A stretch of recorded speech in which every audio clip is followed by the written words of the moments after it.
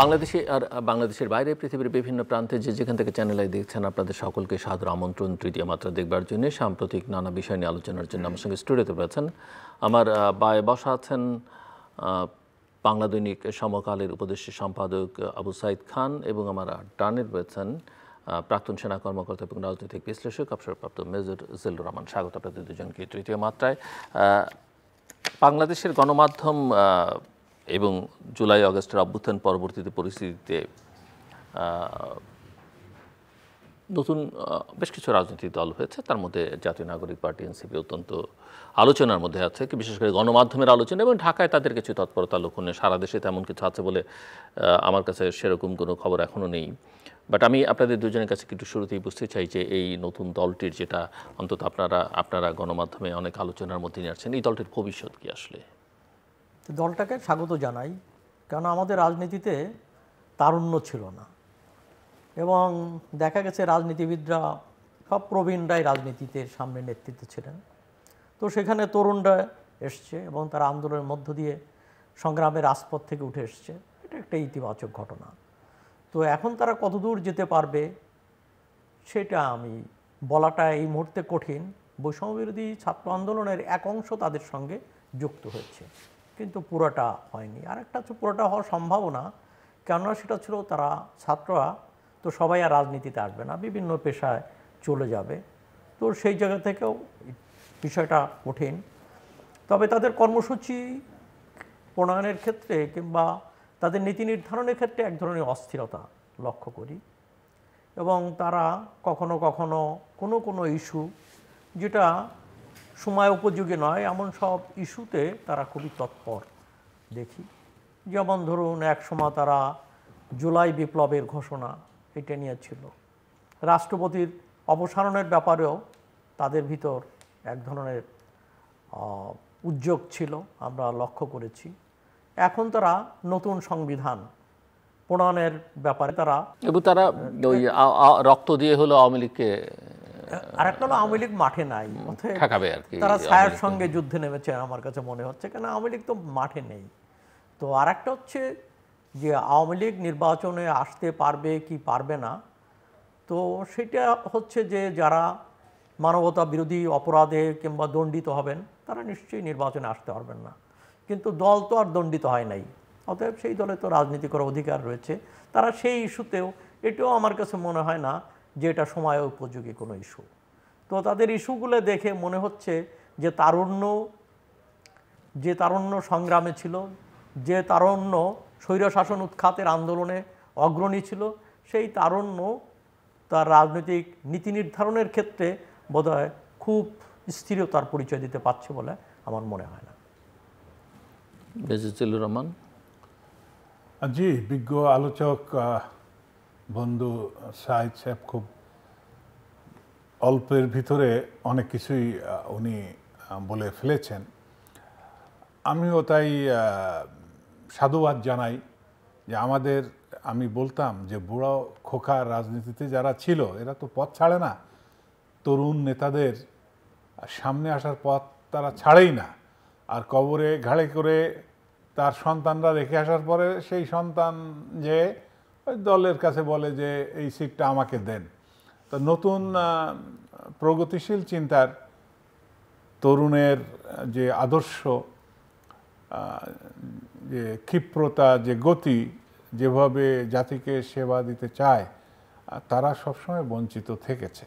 তো সেই দিক থেকে আমাদের যে নাগরিক পার্টিটা, এটা সাধুবাদ জানায় এবং আশা করি বন্ধু জনাব সাইদ যেটা বলেছেন যে অস্থিরতা বা কনসিস্টেন্সির যে অভাব আছে, তারা নিজেদের মধ্যে বসে আলোচনা করে তাদের কর্মপন্থা, কৌশল এগুলো আগে স্থির করে তারপর প্রোগ্রাম নিয়ে মাঠে নামলে সেগুলোর কিছু ফল আসতে পারে।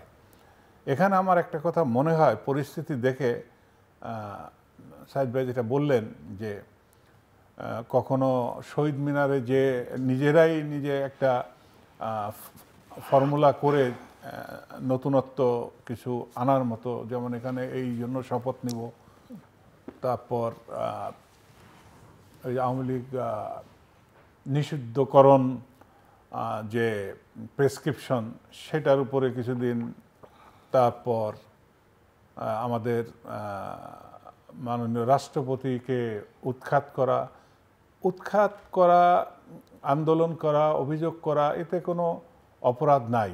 আমি দেখি যে ভাষায়, যে কায়দা কানুনে, এমনকি ইদানিং কয়েকজনকে দেখছি তারাও তরুণ, রাষ্ট্রপতিকে পা চাটা কুকুর এ ধরনের ভাষায় কথা বলা হচ্ছে। এমনকি আমাদের সেনাবাহিনী সম্পর্কেও এমনভাবে তির্যক ভাষা ব্যবহার করা হয়েছে, এ নিতান্তই একেবারে ভারহীন কথা। এটা নিছক কোনো পরিপক্কতা বা বুদ্ধির গভীরতা আছে বলে তার কোনো প্রতিফলন হয় না। এগুলা সস্তা জনপ্রিয়তা কুড়ানোর জন্য এরকম মনে হয়। কথা প্রসঙ্গে আরেকটু কথা এখানে আনতেই হবে। দেশের বর্তমান যে অবস্থা, এই অবস্থা আমরা স্বাধীনভাবে কথা বলতে পারছি। আগে তো স্বাধীনতা এত ছিল না। আমাদের আগে কণ্ঠ রোধ ছিল এরকম কি, আপনারা আমার এখানে টকশোর এরকম কি হেডিং আপনারা দিয়েছিলেন, কণ্ঠরোধের বছর নাকি জানে এরকম। তো সেই স্বাধীনতা আমাদের এই তরুণ, এই বৈষম্য বিরোধী আন্দোলনের সকল ছাত্র জনতা সবাই আমাদের জন্য একটা বিশাল কিছু এনে দিয়েছে। তারা বীরের কাজ করেছে। এই বীরদের প্রতি আমাদের আশা অনেক বেশি যে তারা জাতিকে আরও ভালো কিছু উপহার দিবে। কিন্তু তাদের কিছু কর্মকাণ্ড, কথাবার্তা, এগুলা মনে হচ্ছে যে একজন রাজনীতিবিদের যে লং রেঞ্জ ভিশন থাকে সেটার অভাব দেখা যাচ্ছে। বিশেষ করে এই দুইজন মনে হয় এখন সরকারের সাথে আছেই উপদেষ্টা হিসাবে। এই দুজনকে নিয়ে ক্যান্টনমেন্ট নিয়ে, সেনা প্রধান নিয়ে বেশ আপত্তিকর কথা আমি বলবো। জানা যায় যে তাদেরকে ডেকে নিয়েছে এবং আওয়ামী লীগকে রিফাইন ফর্মে এনে। না, কিন্তু নেত্র নিউজের একটা রিপোর্টে দেখলাম যে সেনা সদর দপ্তর থেকে বলা হয়েছে যে তাদেরকে ডেকে নিয়ে যাওয়া হয়নি। সার্জিস আলম দীর্ঘদিন ধরে অ্যাপয়েন্টমেন্ট চাইছিলেন সেনা প্রধানের, এবং সেই চাওয়ার ভিত্তিতে এবং শেষ পর্যন্ত ফোন করেও পর্যন্ত চেয়েছেন, নানাভাবে চেয়েছেন অনেক দিন ধরে। তার প্রেক্ষিতে সেনাপ্রধান তাদেরকে সময় দেন এবং সেখানে সার্জিস এবং হাসনাত আবদুল্লাহ যান, এবং সেখানে এই ধরনের যে কথাগুলো হাসনাত বলেছে এরকম কোনো আলোচনা হয়নি তাদের আবেদনের প্রেক্ষিতে। হ্যাঁ, এটা দেখুন, তারা এটা সেনা সদর দপ্তরের বক্তব্য। তারা সেনা সদরের ওই দিকটা আগে আসছি। তারা রাজনীতিতে নেমেছে, তাদের একটা ইস্যু দরকার। হয়তো এই জায়গায় একটা রাজনীতি করতে গেলে জনগণ কোন ইস্যুটা খেতে পারে, ঠিক সেই সময় তারা সেটা মার্কেটে ছেড়ে দিল, সেইভাবে হয়তো হতে পারে।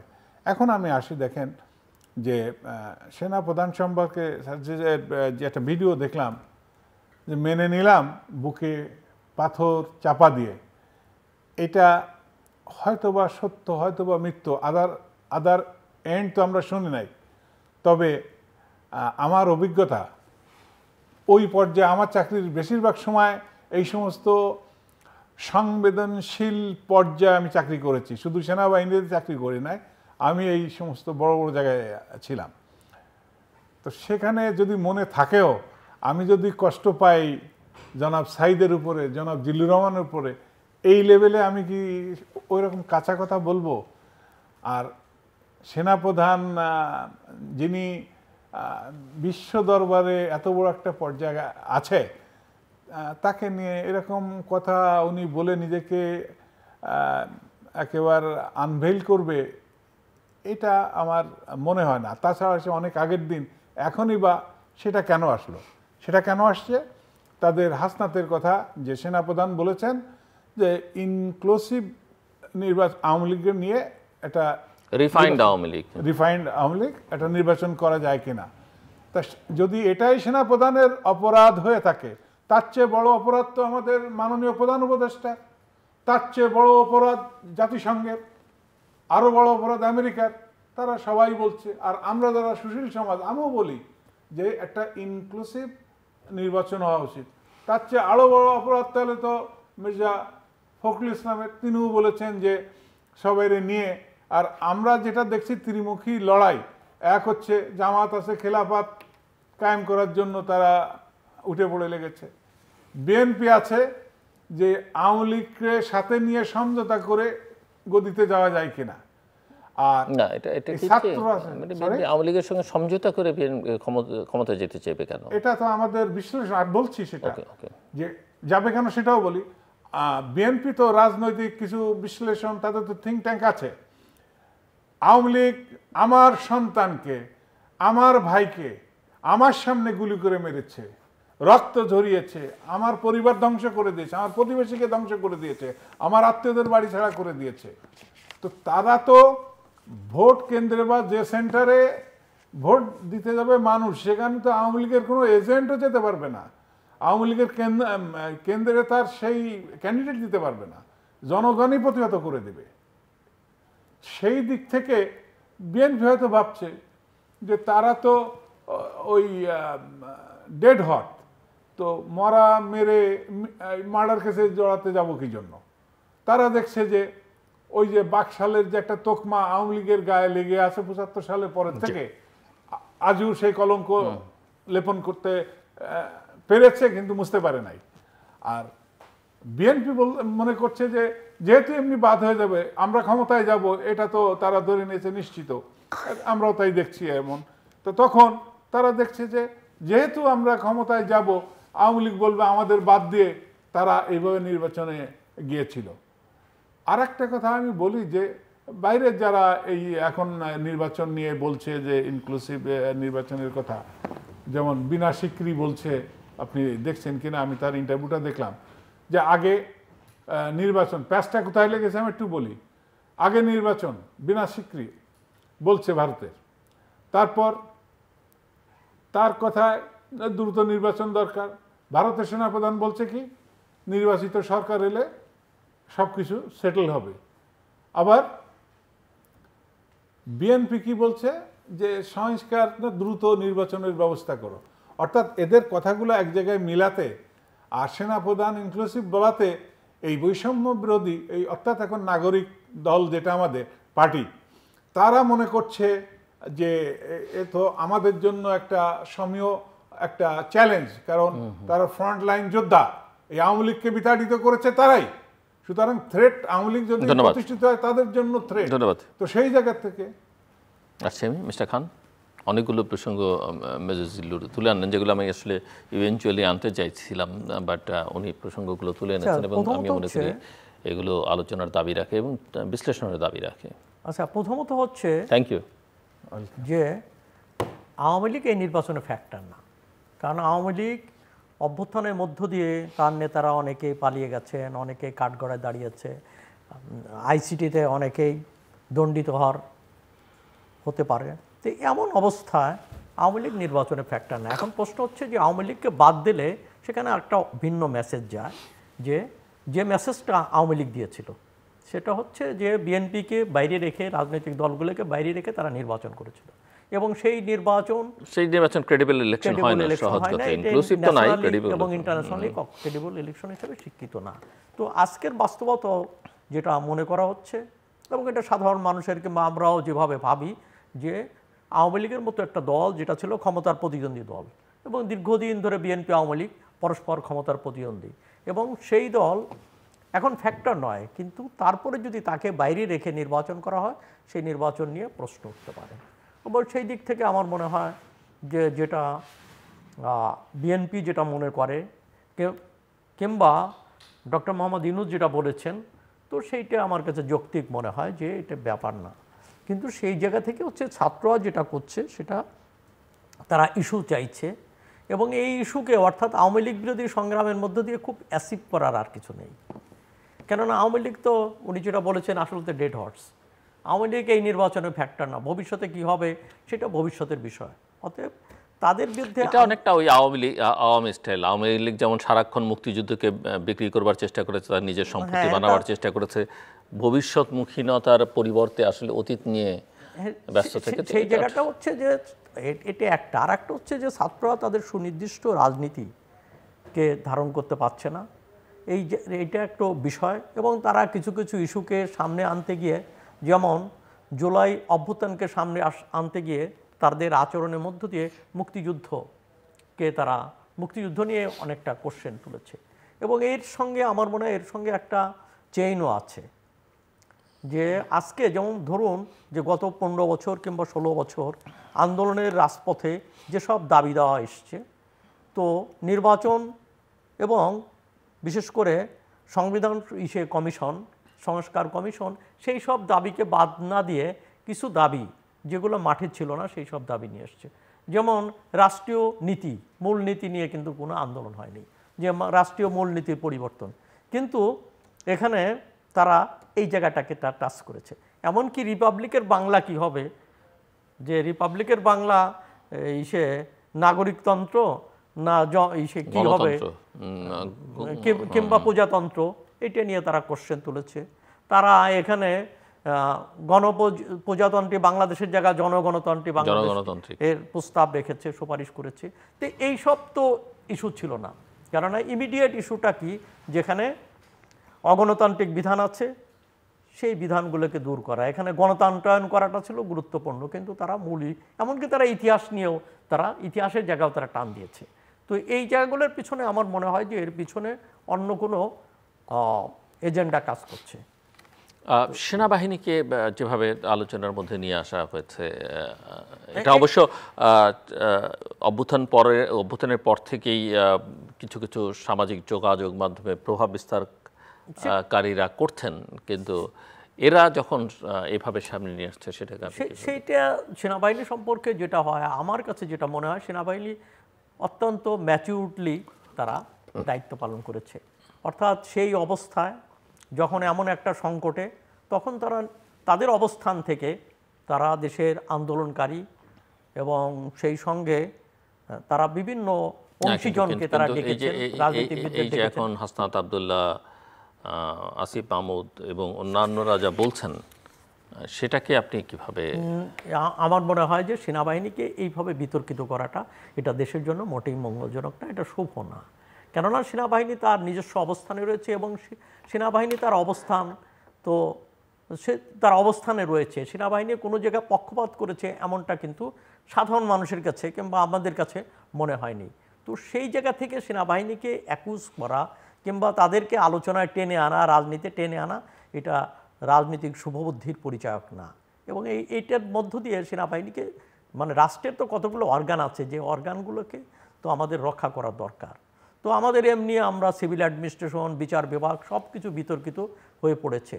এবং সেই জায়গায় সেনাবাহিনী একটা নিরপেক্ষ অবস্থান, রাষ্ট্রিক দায়িত্ব পালন করছে। সেই সময় সেনাবাহিনীকে এইভাবে বিতর্কের মধ্যে টেনে আনা, এটা আমার মনে হয় যে দেশের জন্য মঙ্গলজনক না। তাহলে দেশটা এক ধরনের অ্যানার্কির দিকে ঠেলে দিতে চাইছে তারা।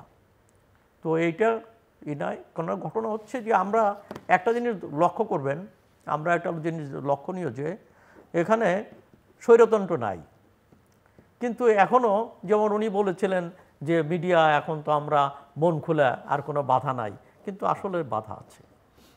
কেন মপতন্ত্র তো একটা বাধা। যখন একটা মিডিয়ার সামনে, সেই মপতন্ত্র কেন, কারা প্রমোট করছে? হ্যাঁ, সেটা আমি সেই জায়গায় আসছি, যে একটা মিডিয়ার সামনে যখন গরু জবাই করে তো করা হয়, অনুষ্ঠানের আয়োজন, ভোজ অনুষ্ঠানের আয়োজন করা হয়, তো তখন বাংলাদেশের রাষ্ট্রযন্ত্র এত দুর্বল নয় যেটাকে মোকাবেলা করতে পারে না, কিন্তু সেটা মোকাবেলা করেনি। সেটা মনে হয়েছে যে এটা যেন এক ধরনের, এটাকে দর্শনীয় কিংবা বিনোদনমূলকভাবে এটা ফেসবুক ইত্যাদিতে চলেছে এবং রাষ্ট্র সেখানে খানিকটা নির্বিকার থেকেছে। এবং এই যে এই রাষ্ট্রের এই নির্বিকার, এই নির্লিপ্ততা, এটা মোটেই সমর্থনযোগ্য না। এবং এখনও মপতন্ত্র, যেমন ধরুন যে জুলাইয়ের অভ্যুত্থানের পরে হঠাৎ করে কিছু মাসখানিক আগে, বোধহয় মাস দেড়েক আগে, সেখানে নতুন করে বলল যে চেতনার পুনরুত্থান, এবং তারপরে মাঠে নেমে সেখানে 32 নম্বর এ বঙ্গবন্ধু জাদুঘর ভাঙচুর সহ আরও কিছু জায়গা যে মবটা প্রদর্শিত হলো, যে সেটাতে আমি মবই বলবো, কেন সেটা তার আন্দোলন না। আন্দোলনোত্তর যে ঘটনা ঘটেছে সেটা আন্দোলন না। অতএব সেই জায়গাগুলোকে কিন্তু অ্যাড্রেস করা দরকার ছিল। সরকারের এইসব ব্যাপারে সতর্ক অবস্থান নেওয়া উচিত ছিল। তাহলে কি একটা প্রশ্ন আসে যে সরকারের ভিতর থেকেই কি এই ধরনের এজেন্ডাগুলোকে বাস্তবায়নের জন্য কোনো প্রচ্ছন্ন সমর্থন দেওয়া হচ্ছে কিনা, সেই কারণে সরকারও কিন্তু খানিকটা বিতর্কিত হয়ে পড়েছে। যেমন ধরুন যে সরকারের থেকে এটা খুব ভালো বিষয় যে নাহিদ পদত্যাগ করে সে দলের নেতৃত্ব গ্রহণ করেছেন, এটা খুবই ভালো জিনিস। কিন্তু এখনও জনমনে প্রশ্ন রয়েছে যে বাকি আরও 2 জন ছাত্র আন্দোলনের প্রতিনিধি হিসাবে তারা গিয়েছিলেন, তারা অবস্থান করছেন, তারা এখন পর্যন্ত সুস্পষ্টভাবে তাদের অবস্থান স্পষ্ট করেন নাই যে এই রাজনীতি কিংবা ইত্যাদির সঙ্গে আমাদের কোনো সম্পর্ক নেই। আর যদি সম্পর্ক থেকে থাকে তাহলে এই সরকারে তাদের অবস্থান করা ঠিক না। কেননা সরকারটা আমরা যেভাবেই বলি যে এটা অন্তর্বর্তীকালীন সরকার, এই সরকারের কনসেপ্ট হচ্ছে নিরপেক্ষ সরকার। এই সরকার কিন্তু বিপ্লবী সরকার না, কিংবা আন্দোলনকারীদের চেতনায় এই সরকার গঠিত হয়নি। এই সরকার গঠিত হয়েছে একটা নিরপেক্ষ এই অবস্থাকে মোকাবেলা করার জন্য এবং পরবর্তীতে রাজনৈতিক পদক্ষেপগুলোর জন্য একটা অন্তর্বর্তীকালীন দায়িত্ব তারা পালন করেছে। অতএব সেখানে এই ধরনের কোনো রাজনৈতিক প্রতিনিধি কিংবা কোনো দলের প্রতিনিধি কিংবা সমর্থক অবস্থান করতে পারে কিনা সেটা নিয়ে রয়েছে। এর বাইরেও আমরা যেটা লক্ষ্য করি যে কোনো কোনো উপদেষ্টার বক্তব্যের মধ্য দিয়ে কোনো এক ধরনের রাজনীতির প্রতি তাদের সমর্থন ফুটে ওঠে, সেটা আমার মনে হয় ঠিক না। এবং এখানে তাদেরকে স্পষ্ট হওয়া উচিত, সতর্ক হওয়া উচিত এবং নিরপেক্ষ অবস্থানটা বজায় রাখাই সরকারের দায়িত্ব হবে বলে আমি মনে করি। জি, মেজজুলুর রহমান। আমি সাইদ ভাইয়ের কথা সূত্র ধরে বলবো যে হ্যাঁ, বিপ্লবের পরে এই যে বঙ্গবন্ধু জাদুঘর, এখানে যে মবটা, এটা নিয়ে আমি দেশ বিদেশে অনেক ফিডব্যাক পেয়েছি। আমার দেশের মধ্যেও অনেকে বলেছে যে মেজর এটা কি প্রয়োজন ছিল, বরং এটা তো ছাত্রদের জন্য যারা এত বড় মহান একটা কাজ করেছে তাদের জন্য এটা শুভ কোনো বার্তা বয়ে এনে দেয়নি। তারা ভবিষ্যতে আরও বড় ভালো কিছু করবে, তাদের দেশে বিদেশের অনেক সমর্থন দরকার। সেই সমর্থনের জন্য তাদের কাজের ভিতরে তো একটা পরিপক্কতা থাকতে হবে। পাশাপাশি উনি যেটা বললেন সরকারের ভিতরেই কি সরকার আছে, সেখানে থেকে ইন্ধন দেওয়া হয়েছে কিনা, এটা তো কোনো সভ্য মানুষ ভালোভাবে নেয়নি। দরকার কি ছিল, ওটা থাকলেই কি হতো, আর গুড়িয়ে যাওয়াতে এমন কি অ্যাচিভ করা হয়েছে। কারণ আদর্শিক রাজনীতি যারা করে তারা কিন্তু আদর্শের উপরেই থাকবে, সেটা কোনো কমপ্লেক্সের ভিতরে কোনো বিল্ডিংয়ের ভিতরে থাকবে না।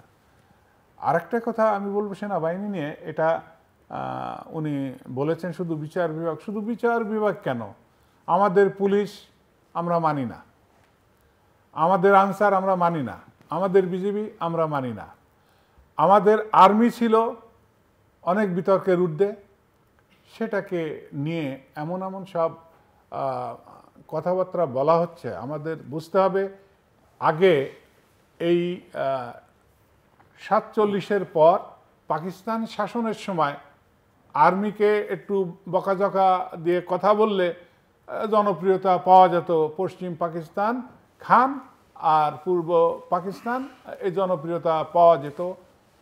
কিন্তু এখনকার আর্মি তো এই বাংলা মায়ের সন্তান, আমার ভাই, আমার বোন, আবার আমার যে সমস্ত রাজনীতিবিদ তারাও আমার ভাই, আমার আত্মীয়, আমার সন্তান, এরাই তো। একটা সংস্থা তো আমাদের বিতর্কের ঊর্ধ্বে রাখতে হবে। আমরা কাউকে মানি না। আমি আপনাদের স্মরণ করাতে চাই, রুশ বিপ্লবের পর জর্জ অরওয়েল একটা বই লিখেছিল। সেই সময় 1917-18 দিকে, তখন তারা ছাপাইতে দেয়নি, 45-এর দিকে বইটা ছাপিয়েছিল এবং এত কাটতি হয়েছিল যে বাজারে কোথাও পায়, ইংল্যান্ডের বাজারে পর্যন্ত কাগজ পাচ্ছিল না এটা প্রিন্ট করার জন্য।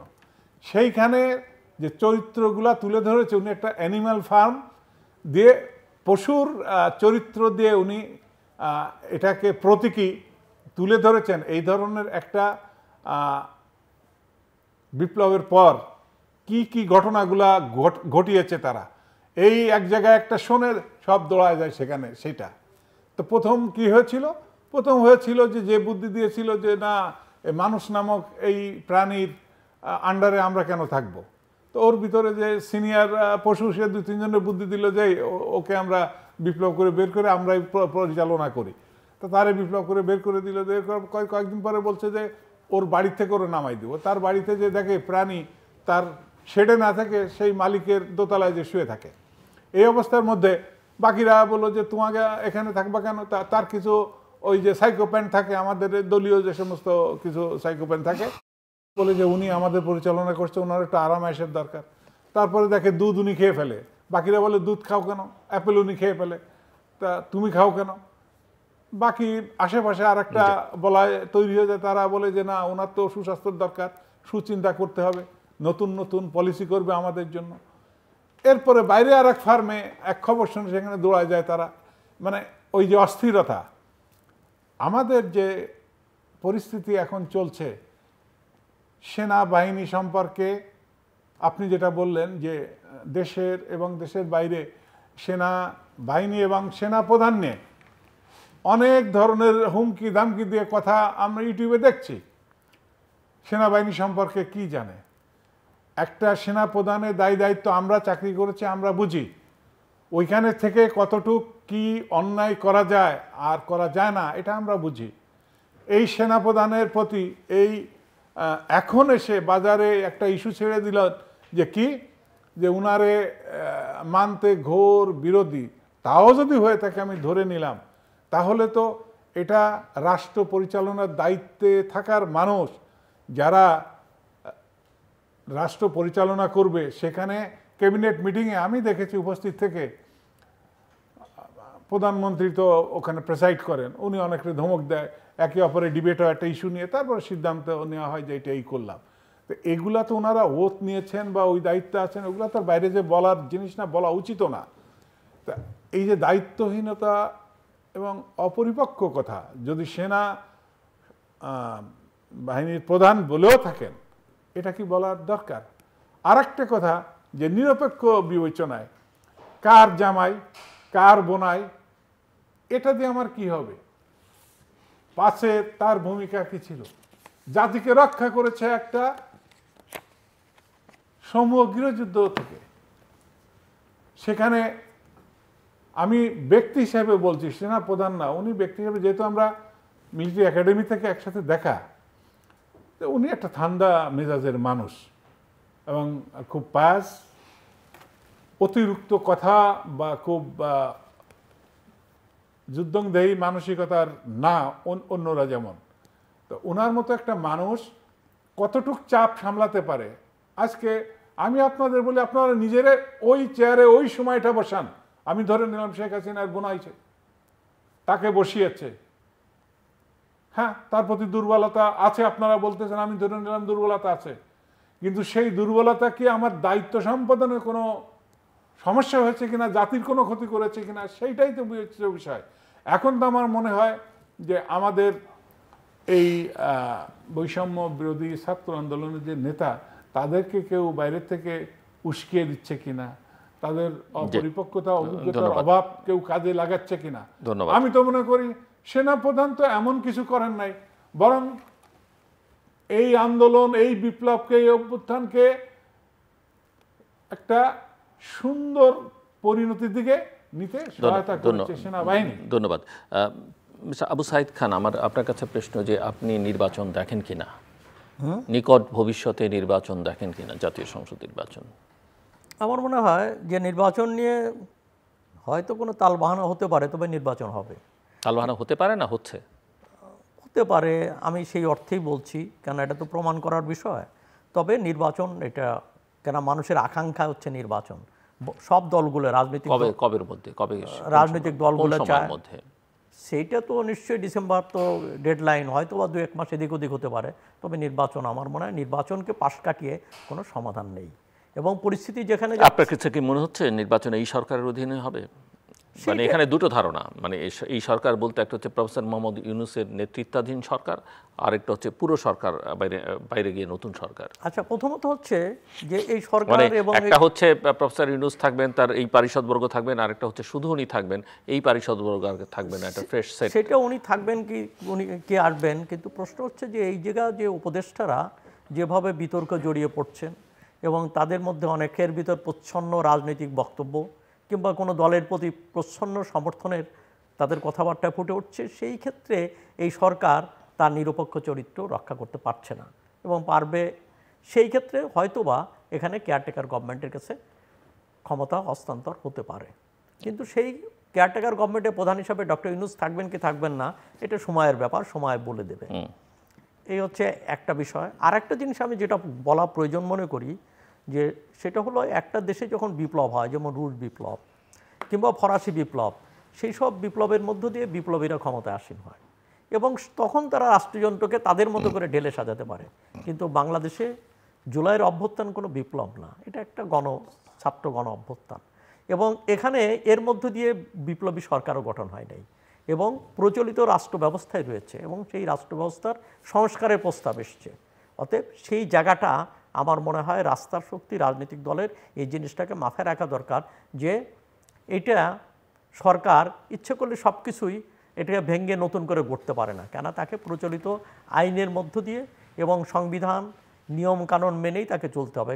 এই সরকার এটা মাথায় রাখতে হবে যে তারা কিন্তু সংবিধান সম্বন্ধ দেখার শপথ নিয়েছেন, অতএব সংবিধানের আলোকেই তাকে পরিবর্তনটা আনতে হবে। কিন্তু এখানে পরিবর্তন আনতে গিয়ে যেখানে যেসব কমিশন গঠন হলো, বিশেষ করে এখানে সংবিধান সংস্কার কমিশন, তারা কতগুলো যে এজেন্ডাগুলো আমি যেটা আগেও বললাম যে মোটেই কাম্য ছিল না, সেই এজেন্ডাগুলো এনে আলোচনাকে ভিন্ন খাতে প্রবাহিত করছেন। বরং সেখানে যে জিনিসটা খুবই জরুরি ছিল, যেমন ধরুন যে নির্বাচনের পদ্ধতিটা কি হবে, এখানে 2 বছর 4 বছর না 5 বছর, এইসব বিতর্ক এটা ছিল। 2 টার্মের বেশি প্রধানমন্ত্রী হতে পারবেন না। এখানে সেই সমস্ত বিষয়গুলোকে যেগুলো জরুরি গণতান্ত্রিক যাত্রায় কিংবা উত্তরণের পথে গণতন্ত্রের বিকাশের জন্য যে জিনিসগুলো জরুরি সেই জিনিসগুলো আনা উচিত ছিল। বাকি ইস্যুগুলো যেমন এখানে রাষ্ট্রীয় নীতি কী হবে, এখানে প্রজাতন্ত্র কী হবে, এগুলো আমার মনে হয় নির্বাচন তো সরকারের বিষয়। ভবিষ্যতে যদি কেউ এই এজেন্ডা আসে সেটা তারা হতে পারে।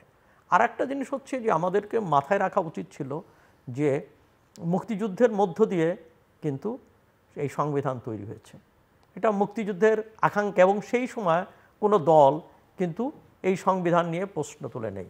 তখন সংবিধানে ধর্মনিরপেক্ষতা, গণতন্ত্র, সমাজতন্ত্র, ধরুন এই নীতিমালাগুলো কিংবা জাতীয়তাবাদ, এই নীতিমালাগুলো কিন্তু ইতিহাসের মধ্যেই ছিল, এটা কিন্তু আমদানি করা হয়নি। আমাদের যে 23 বছরের গণতান্ত্রিক সংগ্রামের ভিতর এই দাবি দাওয়াগুলো ছিল, তারই রাজনৈতিক রূপ হিসাবে এটা এসছে। তখন আমার তো মনে আছে একমাত্র জাতীয়তাবাদ নিয়ে প্রশ্ন উঠেছিল। তখন এম.এন.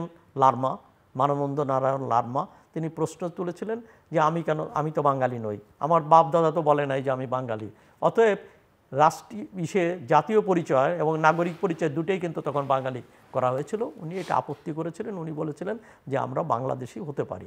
তখন লেখক, বুদ্ধিজীবী, সাংবাদিক এবং সাধারণ মানুষের মধ্যেও তার এই বক্তব্যের পক্ষে এক ধরনের সমর্থন ছিল। এমনকি আমি শুনেছি যে আওয়ামী লীগের মধ্যেও সমর্থন ছিল, তারাও কেউ মনে করেছিলেন যে এখানে বাঙালি জাতীয়তাবাদ অর্থাৎ এটাকে সংবিধানের দরকার নেই, কেন সংখ্যাগরিষ্ঠ মানুষ তো বাঙালি আছেন এবং আন্দোলনের মধ্য দিয়ে বাঙালি জাতীয়তাবাদ আন্দোলনের মধ্য দিয়ে তার একটা প্রগতিশীল অবস্থান ছিল। কিন্তু আন্দোলন শেষে যদি এটাকে সংবিধানে অন্তর্ভুক্ত করা হয় তারই সেটা প্রতিক্রিয়াশীল রূপ নিতে পারে, এই ধরনের ধারণা ছিল। এবং এই ধারণা আমার মনে হয় কি নেতৃত্বের মধ্যেও ছিল। যেমন আমি বলি যে তাজউদ্দিন আহমেদ 22 তারিখে আসলেন, 22 তারিখে এসে 22 তারিখে বিমানবন্দরে উনি বললেন আমাদের রাষ্ট্রীয় নীতি 3টা, গণতন্ত্র, সমাজতন্ত্র, ধর্মনিরপেক্ষতা। 23 তারিখে সচিবালয়ের বৈঠকে উনি বললেন যে আমাদের রাষ্ট্রীয় নীতি 3টা, সেখানে জাতীয়তাবাদ ছিল না। এবার আসি 10ই জানুয়ারি বঙ্গবন্ধু শেখ মুজিবুর রহমান ফিরে আসলেন দিল্লিতে পালাম বিমানবন্দরে, তিনি ওখানে যে সমাবেশ হলো সেখানে বললেন যে আমাদের রাষ্ট্রীয় নীতি 3টা। এবং ঢাকাতে এসেও সোহরাওয়ার্দী উদ্যানের জনসভায় বললেন, কিন্তু শেষ পর্যন্ত হঠাৎ করে সংবিধান প্রণয়নের সময় আর একটা, অর্থাৎ বাঙালি জাতীয়তাবাদ এটাকে ঢুকে দেওয়া হলো এবং সেই জায়গা থেকে নাগরিকত্ব বাঙালি করে ফেলা হলো, যে জন্য পার্বত্য চট্টগ্রামের সমস্যা এই ভুল সিদ্ধান্তের কারণেই কিন্তু তৈরি হয়। তো আমার কাছে মনে হয় এই সমস্যাটা কিন্তু অনেকটা সমাধান হয়ে গেছে, কেননা এখন নাগরিক পরিচয় আমাদের বাংলাদেশি এবং সেখানে আছে জাতি হিসাবে আমরা বাঙালি।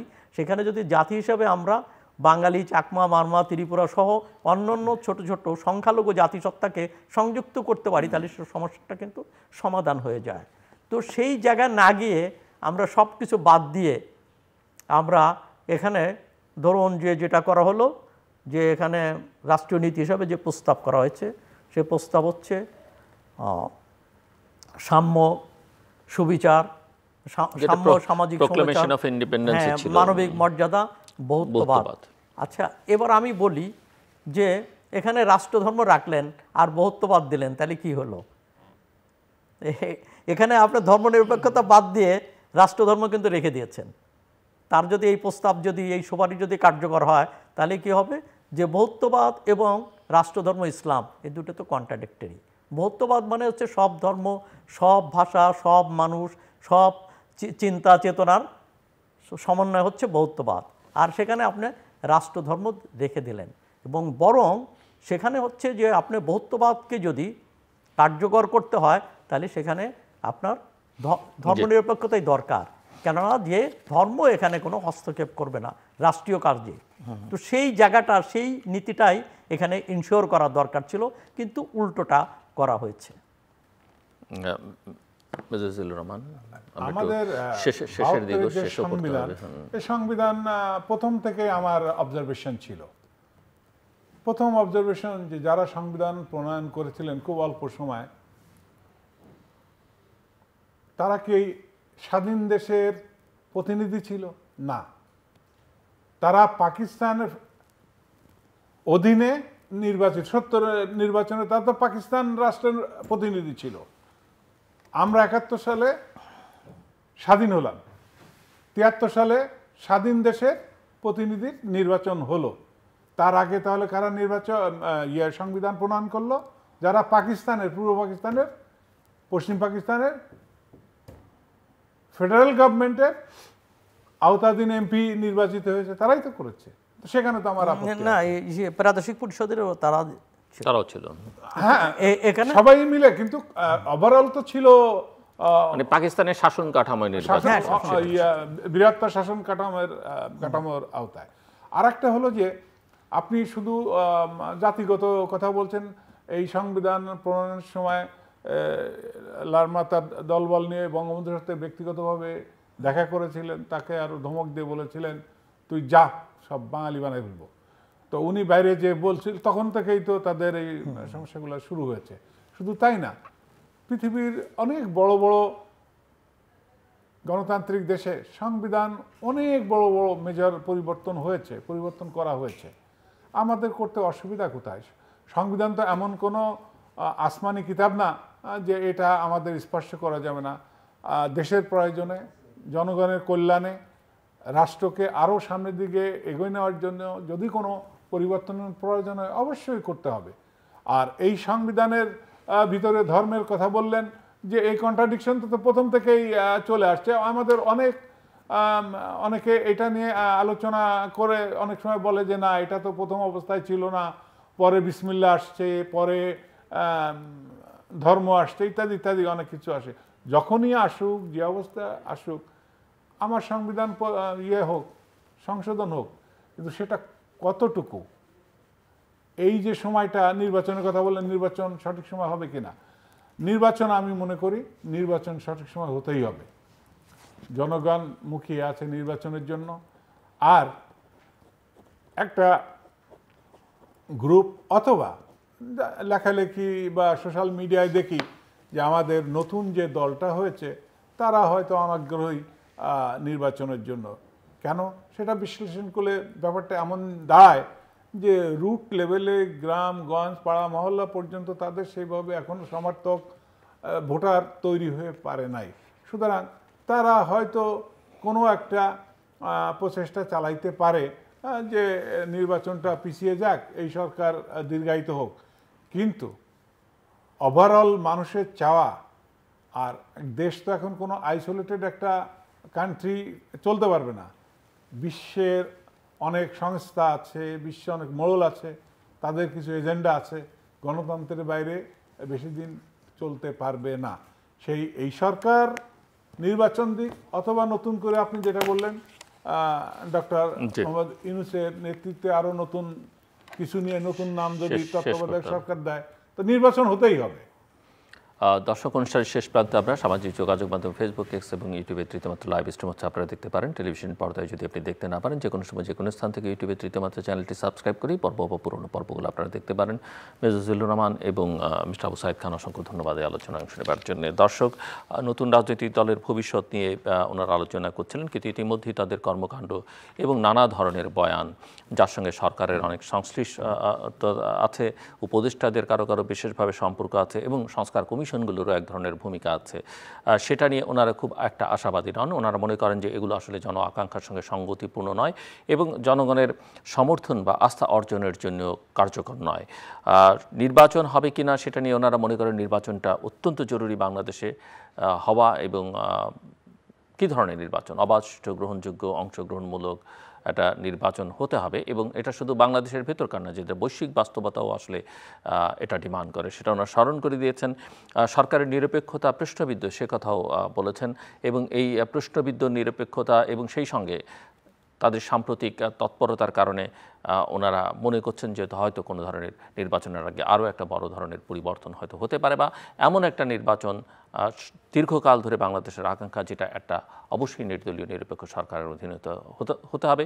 এবং এই সরকার যদি নিরপেক্ষ না হয়, নিশ্চয়ই আরও একটি নিরপেক্ষ সরকারের প্রয়োজনীয়তা অনুভব করবে। সেটা প্রফেসর মোহাম্মদ ইউনূসকে সবার উপরে, মাথার উপরে রেখে কিংবা না রেখে সেটা সময় বলে দেবে, সেটা তার নিজস্ব চাওয়া এবং নিজস্ব ভূমিকার উপরে নির্ভর করবে। কিন্তু সরকার প্রশ্নবিদ্ধ, নিঃসন্দেহে সরকারে যারা আছেন সকলেই নয়, কিন্তু অধিকাংশের কর্মকাণ্ডই কিন্তু প্রশ্নবিদ্ধ। আমাদের সঙ্গে থাকবার জন্য অসংখ্য ধন্যবাদ। আপনাদের সবার জন্য শুভকামনা।